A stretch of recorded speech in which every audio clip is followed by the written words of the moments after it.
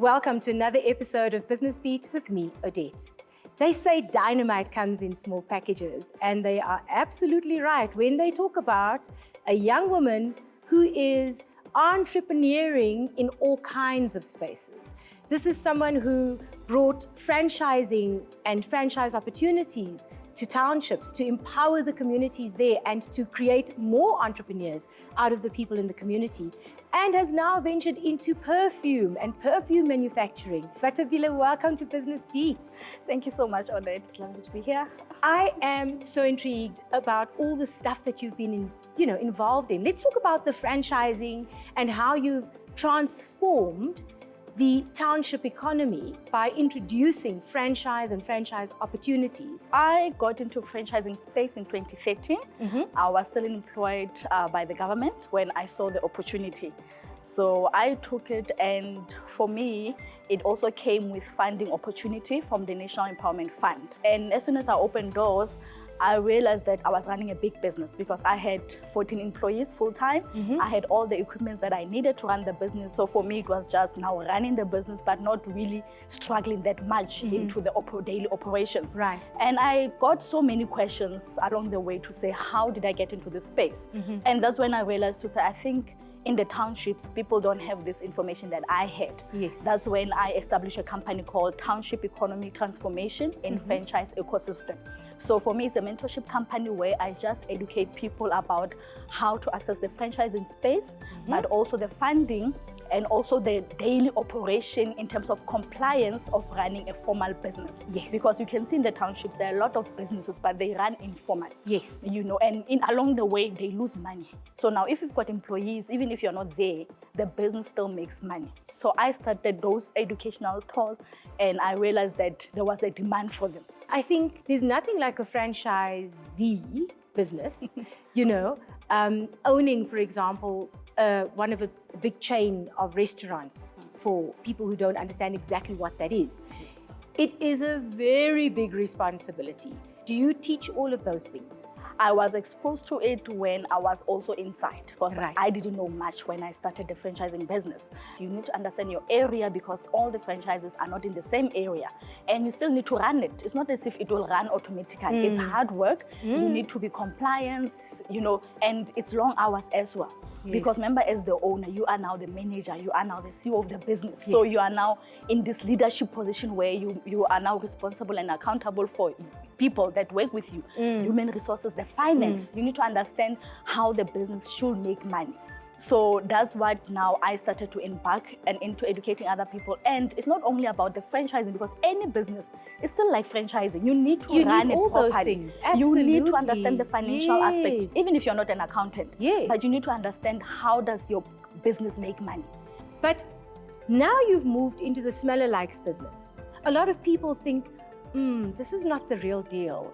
I don't buy perfume for the name. I buy perfume for the scent. Scent. So it doesn't matter what the name is. If it smells good, I'll buy it, Right.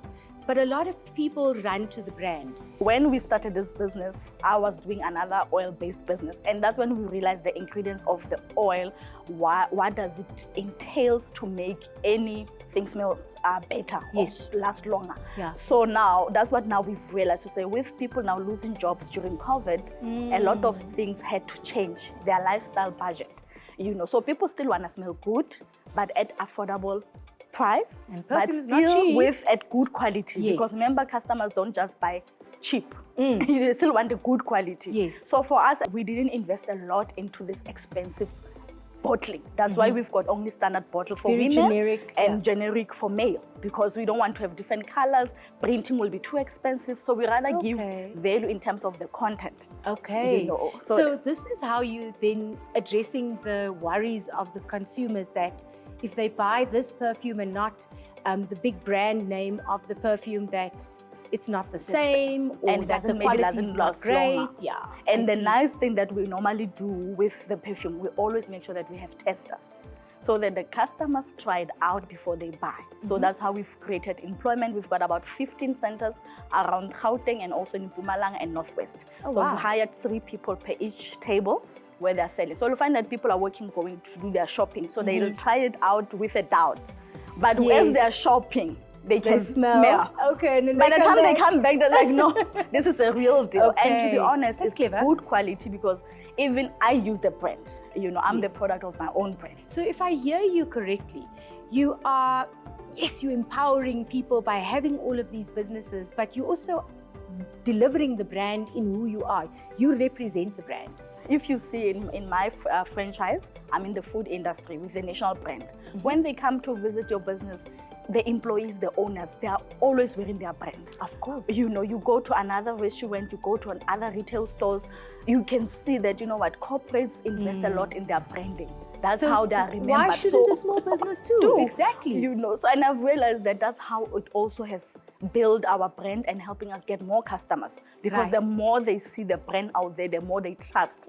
So that's the advice that we normally give when you do the mentorship with small business, to say any opportunity, wear your brand.